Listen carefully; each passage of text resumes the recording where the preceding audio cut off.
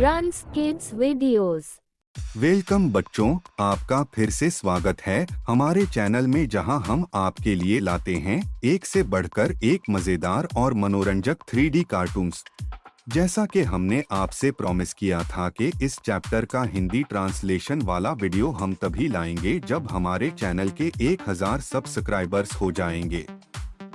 तो अब जब आपने हमारे चैनल को इतना प्यार दिया और सब्सक्राइब किया, जिसकी वजह से हमारे चैनल के 1000 सब्सक्राइबर्स पूरे हो गए, हम आपके लिए लाए हैं इस चैप्टर का वीडियो हिंदी ट्रांसलेशन के साथ। आज हम देखेंगे 7वीं क्लास के मराठी सुलभ भारती सब्जेक्ट का चैप्टर नंबर 9, वाचनाचे वेळ। और हमारे चैनल को सब्सक्राइब करने के लिए आपका बहुत बहुत शुक्रिया। और अगर अब तक भी आपने हमारे चैनल को सब्सक्राइब नहीं किया है तो अभी सब्सक्राइब कीजिए, ताकि हम आपके लिए ऐसे ही बेहतरीन वीडियोस लाते रहें। अगर आपको इस वीडियो का मराठी वाला पार्ट देखना है तो आप ऊपर इस लिंक पर क्लिक करके वो देख सकते हैं। तो अब हम देखते हैं आज की हमारी वीडियो। आजकल के बच्चों को पढ़ना बोरिंग लगता है। TV, video game, computer, mobile से उनकी दोस्ती पक्की हो गई है। दरअसल सोनाली को भी कोर्स की किताबों के अलावा दूसरी किताबें पढ़ने में कोई दिलचस्पी नहीं थी। हालांकि उसकी माँ और बड़े भाई को सिर्फ दिलचस्पी ही नहीं थी, बल्कि पढ़ने का जुनून था। उसकी माँ ने उसे पढ़ाई के लिए मनाने की कई बार कोशिश की। उसका मानना था कि कोर्स की पढ़ाई के अलावा रोजाना कम से कम 2 पन्ने पढ़ना चाहिए। कई बार कोशिश करने के बावजूद भी माँ सोनाली को कोर्स के अलावा पढ़ने के लिए मनाने में कामयाब नहीं हो पा रही थी। एक बार छुट्टियों के दौरान उसकी माँ ने उसे एक कहानी की किताब दी और कहा, सोनाली, मुझे एक स्कूल में मेहमान के रूप में बुलाया गया है। मैं वहाँ बच्चों को एक कहानी सुनाने जा रही हूँ। मैं बहुत सी कहानियाँ जानती हूँ, लेकिन मुझे समझ नहीं आता कि कौन सी सुनाऊं। मैं इस किताब से एक कहानी बताना चाहती हूँ। तुम मेरे लिए इन कहानियों में से एक चुनो। मैं वही कहानी स्कूल में बताऊंगी।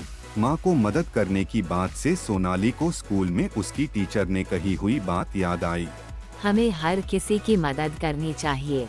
इस मदद की शुरुआत घर से करें। हमें मदद करने में खुशी तो होती है, लेकिन दूसरों की खुशी हमें तसल्ली देती है। आप घर पर या कहीं और किसकी मदद करते हैं, इसको लिख कर रखें और हर शनिवार को दिखाएं। सोनाली ने अब तक कई मदद के काम लिख रखे थे। माँ की मदद करना, यह एक नई मदद होगी। टीचर भी सबके सामने उसकी तारीफ करेंगी। ये सोचकर उसने झट से हाँ कह के माँ के हाथ से किताब ले ली। उसकी माँ ने उसे जो किताब दी थी उसमें छोटी छोटी कहानियाँ थीं। सिर्फ कहानियों के नाम पढ़कर वह समझ नहीं पा रही थी कि कौन सी कहानी चुने। आखिरकार उसने एक एक करके लगभग 10 कहानियाँ पढ़ी। सिर्फ 1.5 घंटे में पूरी किताब पढ़ ली। दरअसल पहले तो उसे यह बहुत बोरिंग लगा, लेकिन जैसे जैसे उसने किताब में कहानियां पढ़ना शुरू किया, उसे यह जानने की तलब होने लगी कि अगली कहानी क्या है, उसमें क्या लिखा है। इसके बाद उसे पता ही नहीं चला कि कब उसने पूरी किताब खत्म कर ली। कहानियां तो सब पसंद आईं, किसे चुनूं ये नहीं समझ आ रहा। वह अपनी माँ के पास गई और उन्हें अपनी समस्या बताई। तब माँ ने उससे हर कहानी का एक छोटा सा खुलासा एक कागज पर लिखने को कहा। सोनाली को पहले तो काम आसान लगा, लेकिन 1 या 2 कहानियों के बाद तुरंत याद ही नहीं आता कि कहानी में क्या था। उसने अपनी माँ से कहा, मैं किताब दोबारा पढ़ूंगी। दरअसल आज घर में दादी, दादा, पापा, भैया, चाची, चाचा सभी सोनाली को देखकर हैरान रह गए। अब उसने एक कागज लिया। उस कागज पर उसने कहानी का नाम और कहानी में क्या कहा गया है वो लिखा।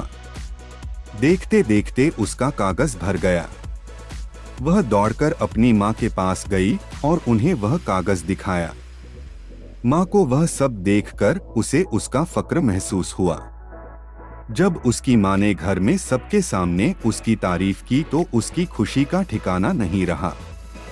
स्कूल जाकर उसने बताया कि कल उसने अपनी माँ की क्या और कैसे मदद की और एक कहानी भी सुनाई।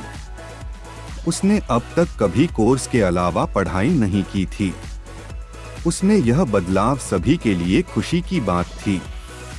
क्लास में पहले टीचर ने माँ की मदद करने के लिए उसको बधाई दी और फिर क्लास में इतनी अच्छी कहानी सुनाने के लिए उसकी तारीफ करते हुए उसकी पीठ थपथपाई।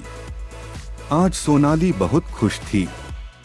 उसने अब घर पर और स्कूल की लाइब्रेरी में कई किताबें पढ़ने का फैसला किया। उसने अपनी माँ के कहे अनुसार एक नोटबुक बनाई थी।